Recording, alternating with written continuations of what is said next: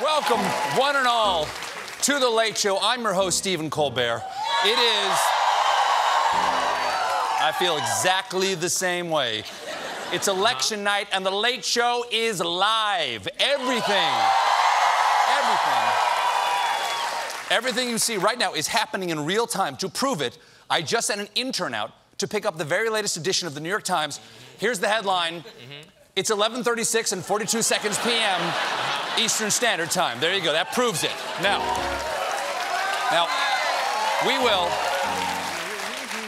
we will keep you completely up to date with this live CBS News ticker at the bottom of our screen, okay? Oh, hey, look at that one. Isn't that a humdinger? I imagine I can't read the ticker because it's facing to you, so... Now, many of the races have not been called yet, right? We still have a lot not called, but with 100% of Fox News reporting, the Democrats will take control of the House of Representatives. There it is. Woo! Boom. Hey!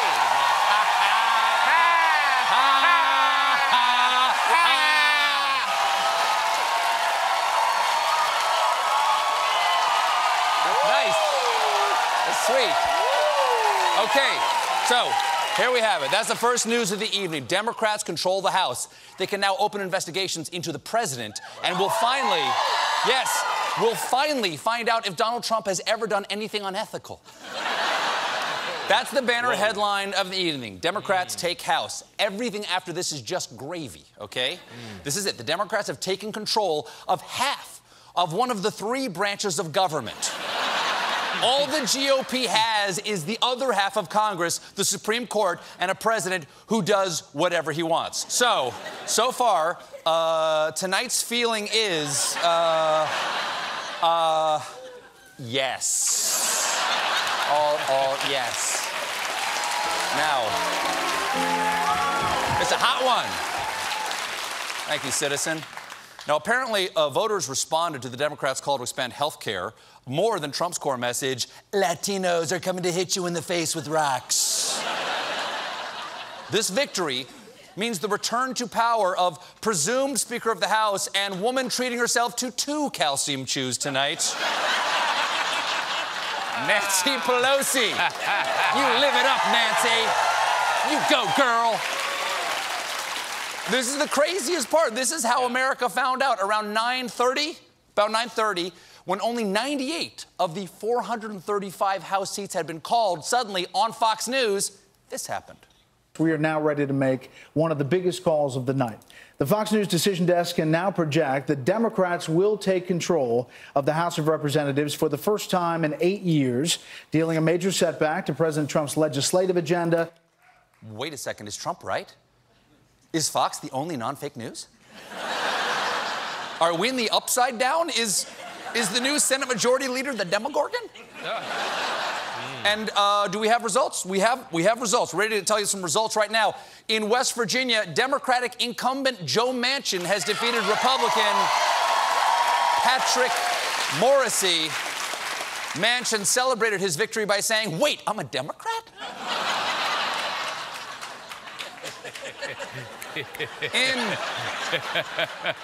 In the Tennessee race for Senate, Republican Marsha Blackburn defeated Democrat Phil Bredesen, despite Bredesen receiving an endorsement from Taylor Swift. I guess Tay-Tay didn't have that much sway. And Blackburn's support for the Trump administration eventually outweighed Bredesen's support for higher teacher pay at the end of the day. Meanwhile, Democratic rising star New York Senator KIRSTEN GILLIBRAND has easily won re-election to the Senate. Huge turnout in New York, even though it was raining very heavily here in the city. And I'm sure hope that the ink on her lawn signs is permanent and won't get washed off. Yeah, there you go. That makes sense. And in New Jersey's Senate race, Democrat Bob Menendez, who is indicted for corruption and accused of underage prostitution, has defeated challenger Bob Hugin, proving you cannot keep a good man down or Bob Menendez. Congratulations to the devil you know. In the Connecticut Senate race, incumbent Chris Murphy has easily defeated Republican challenger Matthew Corey.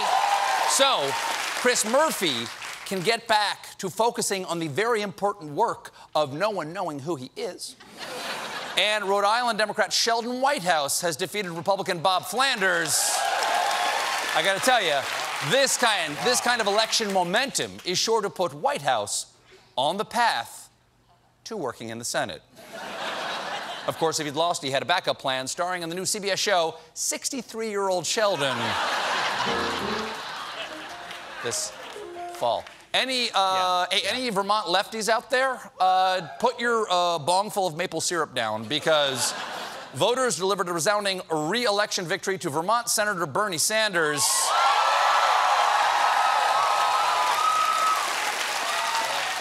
Put that back up, Jim. Sanders easily defeated his opponent, a comb. In the results, do we have these results now? Here are the numbers on the results. In the final results, Bernie won 70% of the bottom 50%, while the top 1/10 of 1% gave 30% of their donations to 0.001% of the candidates. It's a national disgrace. I'm honored. And I'm getting breaking news of one of the most important races in the country. CBS can now confirm that Idris Elba has been named People's Sexiest Man Alive. I did not see that coming. I did not see that coming. Did you call that? Did we call it? Did not see that coming. It is a harsh repudiation of the incumbent Blake Shelton, whose victory last year sent shockwaves through the sexy community. And this is exciting. On tonight's Late Show, if there are any breaking results, CBS News will interrupt this broadcast to bring them to you live, okay? In Virginia, meanwhile, former VP candidate Tim Kaine has defeated Republican Corey Stewart. Congratulations. Congratulations to Senator Kaine on winning an election, but I do gotta ask, did it have to be this one? It couldn't have been the last one? Oh, is this true? Okay, I'm being told that CBS has some breaking news from Louisiana. Let's go there live. Apologies for the interruption, Stephen, but we have a major development that cannot wait. Scott Bakula? I don't know who that is. This is Special Agent Dwayne Pride, reporting from NCIS New Orleans. We have breaking news about the body we found in the chemical tank out by the wetlands. Turns out it belonged to a man named Yeoman Bennett, who was on his way to an underground poker game run by a mysterious woman known only as Madam Scorpion. That's really not the kind of breaking news this system is for. Do you have any actual election updates? Yes, Stephen. With 100% of NCIS field agents reporting, we are now able to project that the city of New Orleans has gone red with blood. Back to you, Stephen. Thank you, Agent Pride.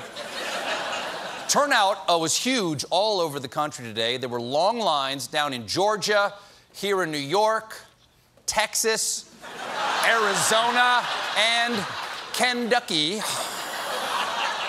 Some polling places seem to have been caught off guard by the large crowds, like in fiercely contested Georgia, where voting was halted in one location because the voting machines were running on battery, and the battery ran out.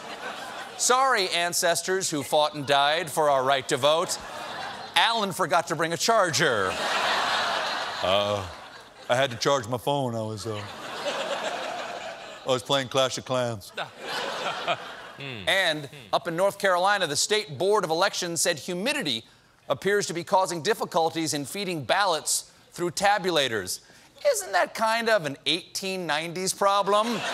We can't count these votes. The path's too muddy for the horses to pull the ballot boxes up to the counting silo. Even early voting today was absolutely massive. According to the AP, based on reports from 50 states, at least 39.4 million people voted early, which exceeds the 2014 early vote. The 2014 midterms. They feel like so long ago. What were we even voting on back then? Whether to add blue M&Ms, legalizing conscious uncoupling? I can't remember. Yeah, no. These midterms are so huge that even Trump wasn't exaggerating when he said this at his rally last night. You know, the midterm elections used to be like boring, didn't they? Do you even remember what they were? People say midterms, they say, what is that? What is it, right? Now it's like the hottest thing. Gee, I wonder why.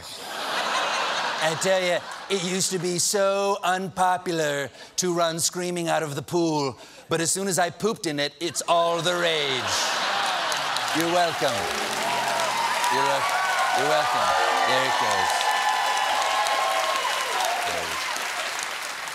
Of course, it wouldn't be voting day if there weren't millions of people posting photos of themselves on Instagram wearing an I voted sticker. Because in 2018, gramming an I voted selfie is on fleek.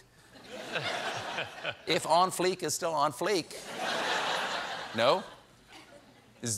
Voting is bae? It's totes Venmo? Is voting thank you next? Someone just tell me what to say, because so my mouth seems younger than my face. Senate Majority Leader Mitch McConnell voted today, and this guy photobombed him.